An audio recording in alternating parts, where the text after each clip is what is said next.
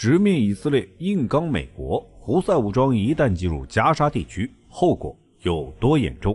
以色列在加沙的暴行引起了全球怒火，多个中东武装都对以色列进行了打击，其中最刚的应该是胡塞武装。胡塞武装已经宣布全面动员以支持加沙。今天就让我们一起来了解一下加沙的现状和胡塞武装。在观看的过程中，不要忘了点赞关注。加沙地带现状。加沙地带就像是被时间遗忘的地区。1967年第3次中东战争之后，加沙就一直处于以色列控制下。2007年哈马斯控制加沙之后，加沙地区与以色列、埃及之间的陆路口岸基本处于关闭状态，当地的物资供应渠道被以色列掌控，物资稀缺，民众活动范围受限，犹太居民点不断增加，大量巴勒斯坦人被无故驱逐，70%以上的人生活在贫困线以下，失业率接近50%。当地95%的居民无法获得清洁水源，61%人口无法获得足够的食物，供电有限且极大程度受制于以色列。媒体将这里称为世界上最大的露天监狱。巴以冲突爆发后，加沙地带遭到了惨无人道的种族灭绝。截止到12月20号，以色列在加沙地带的军事行动已经造成2万人死亡。由于难民营、医院、学校等设施一再成为以色列的军事行动的目标，因此死亡人数当中包括8000多名儿童、6200多名妇女以及310名医务人员。根据以色列方面的消息，以色列在加沙北部的军事行动已经接近尾声，大量民众撤退到中部以及南部地区。但是12月20号当天，加沙南部城市拉法遭到以色列多次空袭，造成至少12人死亡。根据联合国数据，加沙地带大约85%的人口，也就是190万人成为难民。由于物资运输受限，以及以军对加沙地带物资的焚烧毁灭，加沙地带的全体民众已经陷入粮食危机，有57.66万人处于灾难性状态中，90%的加沙人经常整天挨饿。人们所处状态基本已经非常接近疾病的大规模爆发阶段。即使面对这样一副人间地狱的景象，美国依然阻挠联合国通过有关加沙停火和人道主义援助的提案。胡塞武装硬刚美以。由于以军的反人类行动，黎巴嫩真主党、也门胡塞武装都先后对以色列进行攻击。10月31号，胡塞武装发言人表示，胡塞武装对以色列多个目标进行了大规模打击。这是胡塞武装对以色列的第3次打击，将来还会有更多的打击行动。胡塞武装常年驻扎在也门北部的萨达省，该组织的前身是1982年成立的青年信仰者组织，发起人是侯赛因·胡塞。也门位于阿拉伯半岛的西南端，扼守红海的进出通道。该国是一个传统的穆斯林国家，其中逊尼派占69%，什叶派占31%。胡塞武装的发起人侯赛因·胡塞的家族属于什叶派分支扎德教派。侯赛因十分反对萨利赫政府在911事件后与美国建立的反恐合作，在他的影响之下，胡塞武装也逐渐成为国内的叛乱武装。由于国内矛盾的积累，2004年胡塞武装发动叛乱，侯赛因在一次军事行动中被政府军击杀，继任者将组织改名为胡塞人。2010年，胡塞与政府签订停火协议。2014年，胡塞武装夺取首都萨那。2015年，成立总统委员会和全国过渡委员会，取代总统和议会。也门进入无政府状态。2022年，联合国安理会将也门胡塞武装定义为恐怖组织。胡塞武装除了对以色列宣战，还盯上了以色列在红海的船只，并表示如果食品和药品无法进入加沙，那么进入红海的以色列船只和前往以色列的船只都将受到打击。目前已经有超过10艘商船在红海遇袭。胡塞武装不止对以强硬，还硬刚美国。11月8号，胡塞武装在红海上空击落了一架美军的 MQ-9 死神无人机。美国为了给以色列站台，往中东加派了航母战斗群、战略核潜艇等军事力量，但是胡塞武装根本不怵，跟美国在红海打得有来有回。美国倒是想启动对也门的制裁，但是也门穷得叮当响，于是美国打算组建红海护航联盟。这边还没公布细节，伊朗就不高兴了，表示不会放任美国在红海的行动。胡塞武装也表示，如果美国要将其作为打击目标，那么该组织将采取报复行动。牵制住美国后，胡塞武装又在12月20号宣布，正在为前往加沙帮助哈马斯的军事行动进行全面动员和培训，已有数万人自愿接受训练。3. 胡塞武装如果进入加沙，有何影响？从表态来看，胡塞武装是决定给以色列死磕了。以色列是一个出口型国家，同时由于资源匮乏，大量物资依赖进口，胡塞武装针对以色列船只的袭击算是彻底拿捏住了以色列。根据评估，以色列将近 40% 的进口和 25% 的出口都受到了影响，而且红海承担了全球 12% 的贸易，又临近波斯湾产油区，是重要的油气运输通道。根据美国数据，今年上半年每天会有880万桶原油和41亿立方英尺的天然气经过红海。现在这条航道实际上已经陷入停摆状态，全球供应链再度受到挑战，运输效率下降，贸易成本不断上升，全球贸易正因为以色列而受到影响，这会成为压向以色列的舆论压力。而胡塞武装如果进入加沙，那么以色列面临的压力就更大了。胡塞武装近期的一次阅兵展现了惊人的实力，各式导弹、装甲车、直升机、F-5 战斗机、防空系统等先后亮相。此外，对以色列战而不宣的还有黎巴嫩、叙利亚等国境内的武装。而胡塞武装与以色列之间隔着沙特，尽管它的打击可能无法对以色列造成大的破坏，但是这表明很多国家已经对以色列的暴行忍无可忍。如果以色列不能停止在加沙的恶行，很可能面临1对多的局势。距台湾省仅142公里，被中国海警合围的巴丹群岛究竟属于谁？菲律宾对我国南海有着不小的野心，一直都在试图侵占南沙群岛。其实菲律宾自身也存在不少漏洞，也涉及领土主权纷争。所以我们别只盯着仁爱礁，在菲律宾还有一处要地原本也属于中国，也就是巴丹群岛。今天就让我们来了解一下，观看中不要忘记点赞关注。1. 巴丹群岛的基本情况。巴丹群岛地处台湾省以南与菲律宾之间的海域，由伊巴亚特岛、巴丹岛和沙滩岛3大主要岛屿构成稳固的三角格局，此外还有夏阳岛、听卢岛等共计50余座岛屿。群岛最北端的雅米岛与台湾岛隔80海峡相望，距离约为142公里，而与台湾外岛兰屿则仅有99公里之遥，向南则需航行200多公里方可抵达菲律宾的吕宋岛。历史上，巴丹群岛曾是我国领土的一部分，三国至明清时期的诸多文献与史料均有所记载。尤其在明清时期，该群岛被明确纳入台湾的行政管辖之下。经过研究，岛上的原住民与台湾兰屿岛民在语言与文化上同根同源，关系紧密。在多部国际条约中，如1898年的巴黎条约、1900年的华盛顿条约以及1951年的旧金山合约，均未对巴丹群岛的主权归属作出明确界定。然而在1946年，菲律宾非法侵占了巴丹群岛，并将其视为最北端的领土。2. 巴丹群岛上埋藏着数不清的宝藏和秘密。巴丹岛的地貌别具一格，形如哑铃，由一片狭窄陆地衔接2座火山。北部屹立着伊拉亚火山，这座活火山高达1009米，气势磅礴。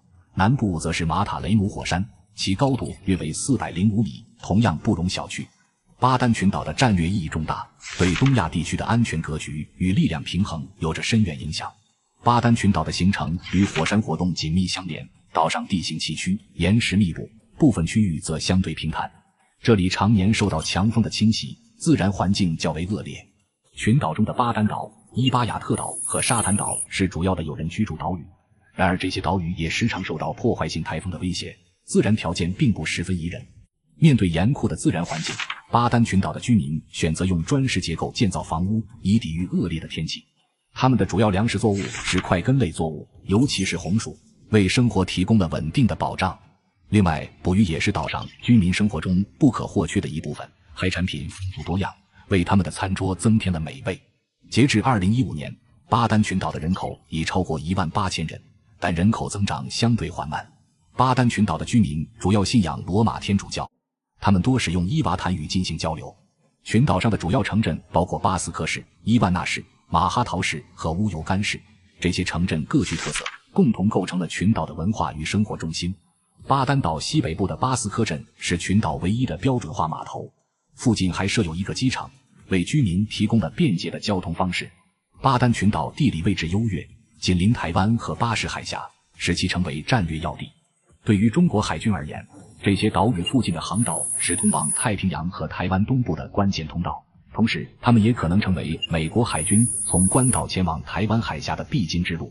此外，巴丹群岛还是 APCN 电缆线路的关键节点。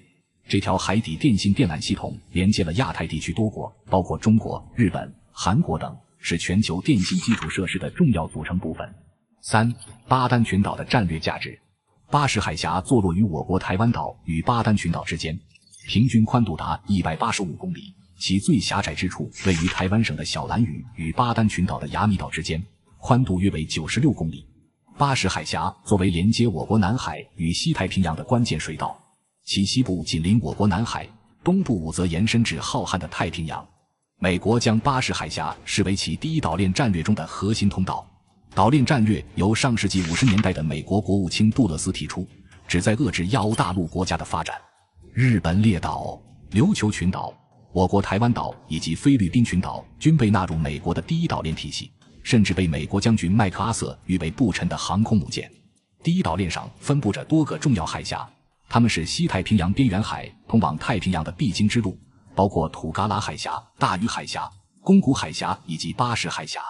我国船舶若要从东海或南海进入太平洋，必须穿越这些海峡。其中巴士海峡作为我国南海进入太平洋的便捷通道，其战略地位不言而喻。巴丹群岛扼守着巴士海峡的要冲，历史上曾受到菲律宾的觊觎。尽管巴丹群岛曾一度处于我国的管辖之下，但由于先占原则的局限性，我国早期对该群岛的开发仅限于非排他性利用，并未建立明确的行政管辖机构，因此也不符合现代国际法中的有效控制标准。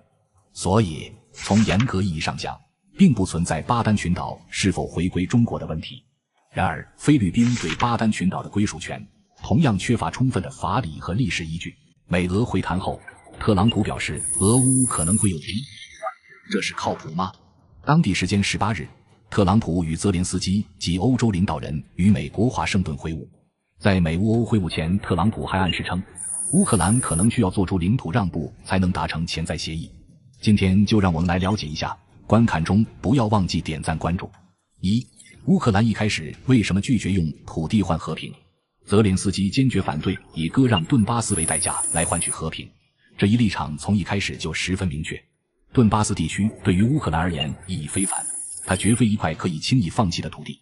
顿巴斯是乌军历经11年精心构筑的超级前线堡垒，其坚固程度令人啧舌。以巴赫姆特为例，这座总面积不过40平方公里，常住人口仅约7万的小城，却让全球最强的雇佣兵组织瓦格纳付出了惨重的代价。他们苦战半年，伤亡率过半，才艰难将其攻克。而红军城这座约30平方公里、常住人口6万的小镇，更是让俄军集结了16万兵力，苦战1年之久，至今仍未完全拿下。在这两座小城镇的背后，还矗立着克拉马托尔斯克和斯拉维扬斯克这两座超级堡垒。他们从2014年开始就是乌军在顿巴斯的前线指挥部，战略地位至关重要。俄军至今连这两座城的城门都未曾摸到，其坚固程度可见一斑。回溯到2014年，俄军吞并克里米亚，顿巴斯战争随之爆发。顿巴斯民兵因实力薄弱，缺乏坦克、装甲车、直升机等重型武器，在乌军国防军的攻势下节节败退。为了扭转战局，瓦格纳雇佣兵加入战斗，同时俄军也抽调了大量坦克、装甲车和重型火炮支援顿巴斯民兵，这才稳住了局势。顿巴斯战争因此陷入了长达8年的对峙。在这8年里，顿巴斯民兵主要占领了顿涅茨克市，而乌军则退守斯拉维扬斯克。斯拉维扬斯克逐渐成为了乌军在顿巴斯的行政和军事中心，而克拉马托尔斯克则与其互为犄角，相互拱卫，形成了坚不可摧的防线。直到2022年，俄军出兵乌克兰，双方鏖战历经3年之久。然而顿巴斯双子城堡垒依然固若金汤，岿然不动。泽连斯基之所以坚决反对割让顿巴斯，正是因为他深知这片土地的重要性。一旦割让，乌东最坚固的防线将落入俄军之手，而俄军一旦占领顿巴斯双子城，其下一次进攻将更加难以阻挡。2. 所谓的领土交换是怎样交换？据报道，俄罗斯提出的俄乌领土互换方案内容如下：俄罗斯目前控制着乌东四州的大部分区域，同时还占据了乌克兰苏梅州、哈尔科夫州及第聂伯罗夫斯克州的部分地带，而俄罗斯打算将所占据的这些零散土地全部归还，以换取乌克兰从包括顿涅茨克和卢甘斯克的顿巴斯地区撤离。俄罗斯还承诺将暂停在乌克兰境内的军事行动及冻结当前战线。相较于之前要求乌克兰从整个乌东四州撤军的方案，此次俄罗斯提出的方案看似更为实际。即便如此，该方案对乌克兰而言仍极不公平。若乌克兰接受此方案，无疑将遭受重大损失。顿巴斯地区是乌克兰人口稠密、工业基础雄厚且矿产资源丰富的宝地。乌克兰控制的顿巴斯地区尚有波克罗夫斯克、斯拉维扬斯克等重要城市屹立不倒。反观俄罗斯占领的哈尔科夫、苏梅等地，不过是些零散的小块土地，人口稀少，资源匮乏，更无大城市可言。从整体上看，俄罗斯提出的领土交换方案对乌克兰而言无疑是一个不折不扣的不平等条约。3. 俄方给俄乌总统会晤降温。在美乌欧会晤后，特朗普称已致电普京，并着手安排其与泽连斯基的双边会晤，此后还将举行美俄乌三方会谈。他强调，对于这场持续近4年的战争而言，这是迈向和平的重要初步成果。而且他还公开表示，乌克兰无法收回克里米亚，也无法加入北约。从目前形势来看，俄军仍在乌东地区不断推进，或许在不久的将来，至关重要的红军城将会易手。倘若乌克兰拒绝俄罗斯的领土交换方案，那么随着时间的推移，俄罗斯未必不会将所有需要交换的领土全部夺取，到那时乌克兰的处境将更加艰难。是否割让顿巴斯将成为俄乌博弈的最难点。根据法新社19日消息，针对俄乌领导人会晤一事，俄罗斯外长拉夫罗夫当天作出回应。他强调，为解决俄乌冲突而举行的两国领导人会晤需做好极为周全的准备。拉夫罗夫还指出，任何涉及乌克兰的和平协议都务必保障俄罗斯的安全。与此同时，泽连斯基在停火是否作为谈判先决条件上态度有所松动。18日在白宫会面后，泽连斯基称，他愿与普京以任何方式会晤，且会晤不应附带任何条件，不填黄岩岛就填牛轭礁，目标10平方公里，可稳固南沙中部海域。南海上的岛屿众多，虽然牛轭礁并不像中业岛、仁爱礁等出名，但其地理位置非常特殊。九章群礁是南沙群岛中干触礁最多的一组群礁，而牛轭礁却是九章群礁面积最大的干触礁，极具开发价值。除了我国，越南与菲律宾亦对牛轭礁主权存争议，然其已被我国稳稳掌控在手中，成为渔民常驻之港。在南海局势中，吹填牛轭礁的作用有多大呢？今天就让我们来了解一下，观看中不要忘记点赞关注。1. 目前九章群礁的态势。在九章群礁的20余座岛礁中，赤瓜岛、东门岛、西门礁、南门礁以及牛轭礁等关键岛礁均牢牢掌握在我国手中。目前九章群礁内仅设有赤瓜与东门2处驻军基地。赤瓜岛坐落于群礁最西端，而牛轭礁则雄踞于最东侧，加之位于中部的东门岛，三者共同构筑起首尾相连、3点布防的坚固防线。岛上配备了完备的军营、综合楼、码头、直升机停机坪、灯塔以及发电和海水淡化等现代化设施。牛轭礁作为九章群礁中唯一拥有西湖的半圆形环礁，其战略价值不言而喻，更是一个大型渔港，每年吸引着我国多达220艘渔船停靠。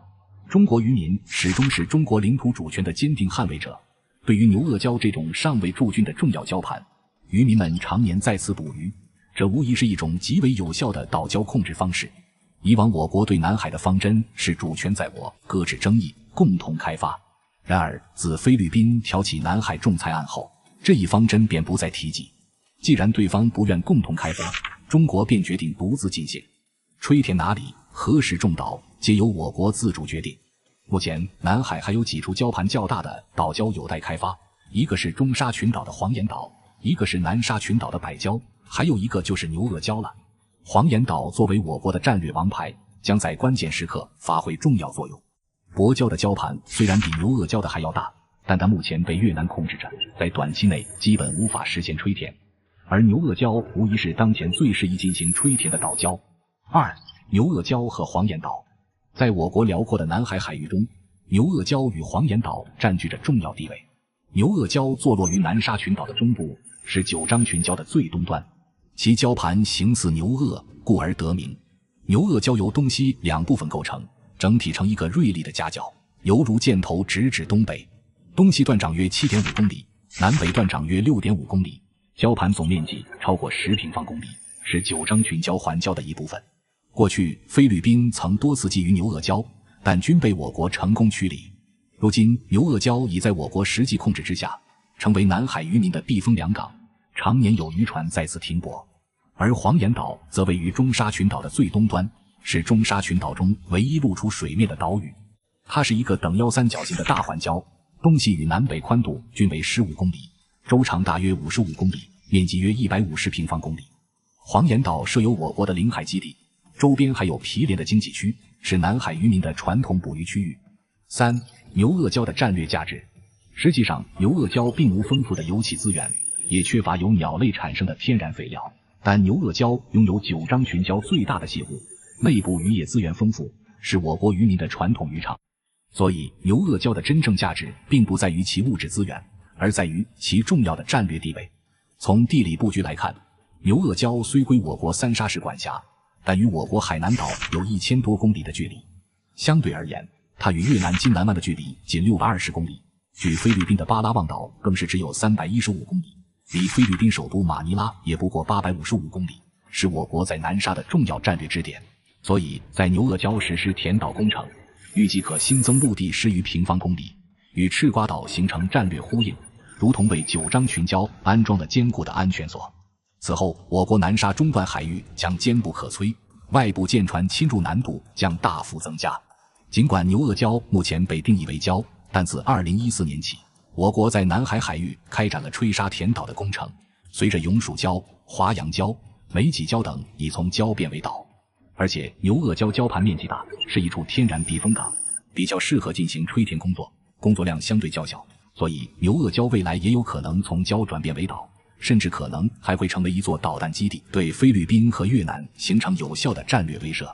而且如果能在此礁建立补给基地，为过往船只提供支持，那么牛轭礁将成为连接太平洋、印度洋与亚洲海域的关键节点。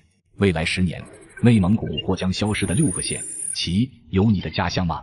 近年来内蒙古的发展非常的不错，2024年的生产总值26314.6亿元，比上年增长 5.8%。比如包头、呼和浩特以及鄂尔多斯等城市，不仅在内蒙有着很重要的地位，对周边地区内的经济也有所带动。当然，内蒙境内的发展不仅仅体现在这些大城市上，在很多小的地区也有所体现。今天就让我们来了解一下，观看中不要忘记点赞关注。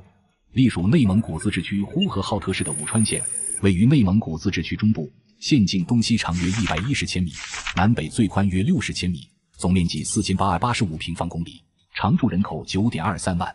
武川县的地形由南至北逐渐低缓，东南西三面环山，山地面积达2296.7平公里，占总面积的 47%。因属中温带大陆性季风气候，年平均降水量360至366毫米之间。另外，武川县的矿产资源蕴藏量丰富，以探明储量并有开采价值的矿藏达28种，有金、铜、铁、煤炭以及锰等矿藏。此县的马铃薯、油麦与肉羊已成为全县的主导产业。武川县在2019年退出了贫困期限的序列，2024年的地区生产总值为69亿元，同比增长 6.5%。武川县是呼和浩特下辖经济强县之一，并且与呼和浩特市新城区、回民区毗邻，从地理区位上看有被社区的基础，其社区也有利于呼和浩特城市的发展。五原县是隶属于内蒙古自治区巴彦淖尔市的辖县，位于内蒙古自治区的西部区域，属中温带大陆性气候，干燥多风，降雨量少，年均降雨量仅有170毫米。五原县南北最长距离约 55.5千米，东西最长距离约82千米，总面积2503平方公里，常住人口有 21.26 万，城镇化率可达 54.19%。2024年的地区生产总值为143.40亿元，同比增长 5.8%。巴彦淖尔市的临河区城镇化进程需要更多推动力，其在面积和人口比重上不占优势，限制了发展潜力。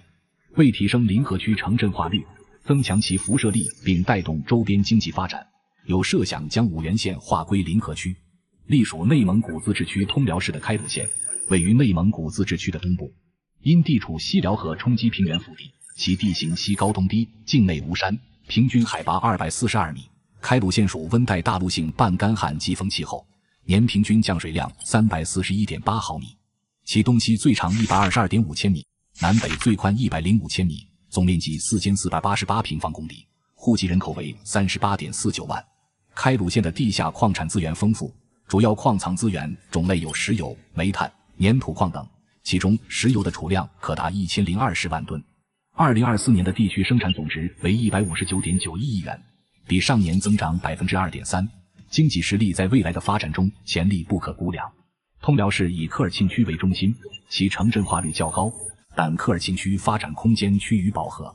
通辽市政府正探索将周边的开鲁县划入市辖区，隶属于内蒙古自治区包头市的固阳县，位于内蒙古自治区的中西部，其总面积5025平方公里，户籍总人口19.24万。固阳县地处阴山北麓，地势南高北低，东部高于西部，平均海拔在1300米，属中温带大陆性干旱半干旱季风气候，年平均降水量为291.1毫米。其境内的矿产资源比较丰富，已发现的矿产有50多种，如铁矿、锰矿、铜矿以及煤等。2024年的地区生产总值为123.87亿元，同比增长 9%。固阳县是距离包头市区最近的县之一，随着近些年包头城市的进一步扩大，固阳与包头同城化的趋势比较明显，未来有可能被纳入包头市辖区。位于内蒙古通辽市西南部的奈曼旗，全境东西宽68公里，南北长140公里，总面积8137.6平方公里，全旗户籍人口44.27万。因属北温带大陆性季风气候，年降水量274毫米。奈曼旗的资源丰富，盛产玉米、水稻、葵花、荞麦等20多种无公害粮油产品。目前已探明矿藏20多种，有石灰石、金矿、铜矿以及铁矿等。2024年的地区生产总值为154.96亿元，同比增长 3.4%。有观点认为，奈曼旗未来很有希望撤旗设市。准噶尔旗隶属内蒙古自治区鄂尔多斯市，地处内蒙古西南部，总面积7692平方公里，常住人口36.79万。该旗在工业、城镇化以及创新型发展中都有着很好的发展，且境内还拥有极多的资源，主要有煤、石灰石、铁矿以及天然气等。其中煤炭总储量约544亿吨，因为地势的原因，这里的煤炭极易开采，并且质量非常的好。准噶尔旗在2014年被评为全国100强县，是鄂尔多斯市经济强旗。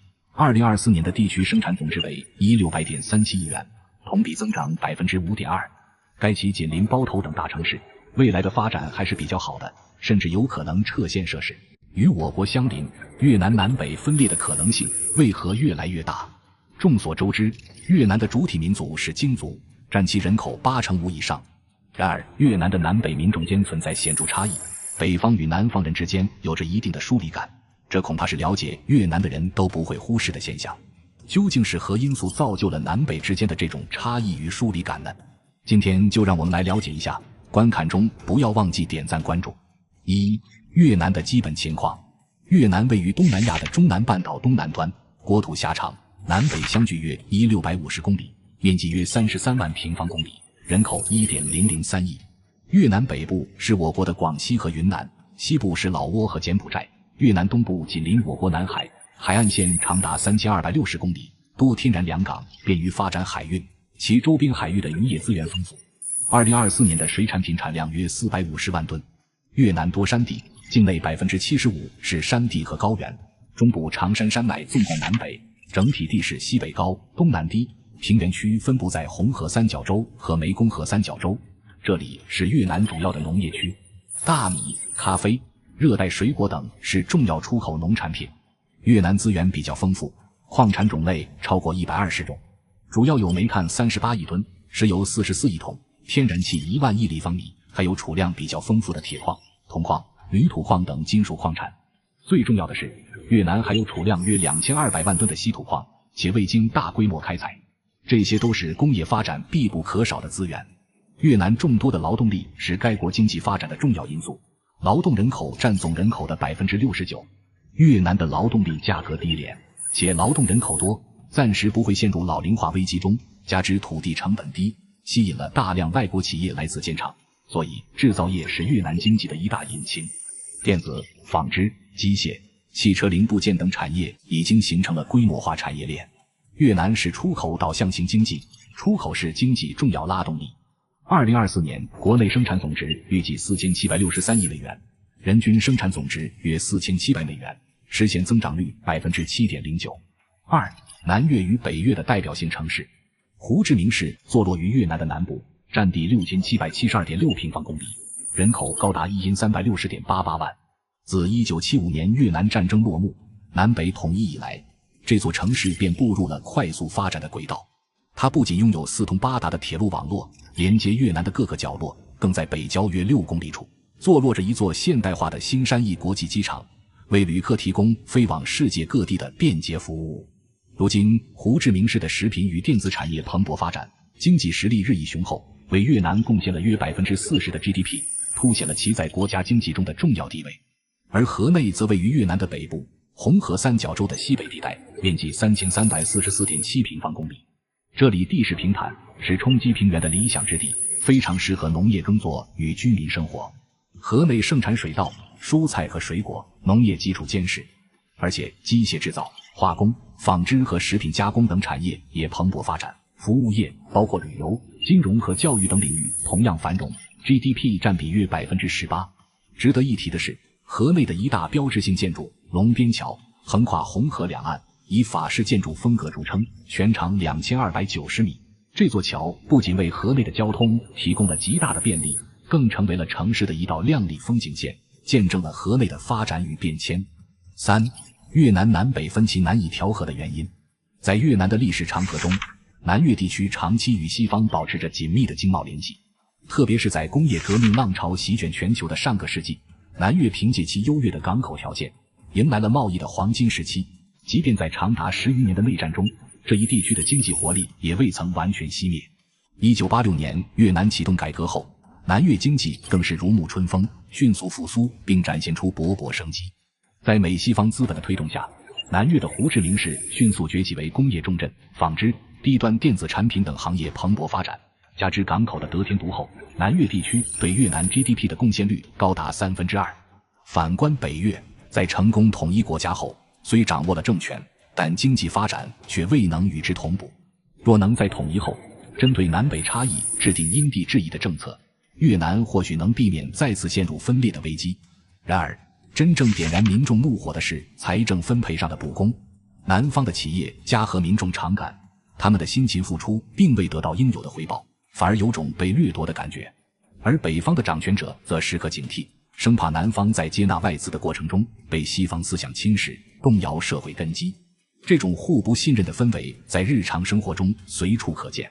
每当河内出台政策，收紧外资审批时，胡志明市的议会便会公开表示不满。中央政府在关键职位的人事安排上，若明显偏向北方，南方的企业界便会选择将资金转往新加坡，以这种无声的方式表达抗议。至于街头偶尔爆发的骚动，也早已成为人们茶余饭后的谈资。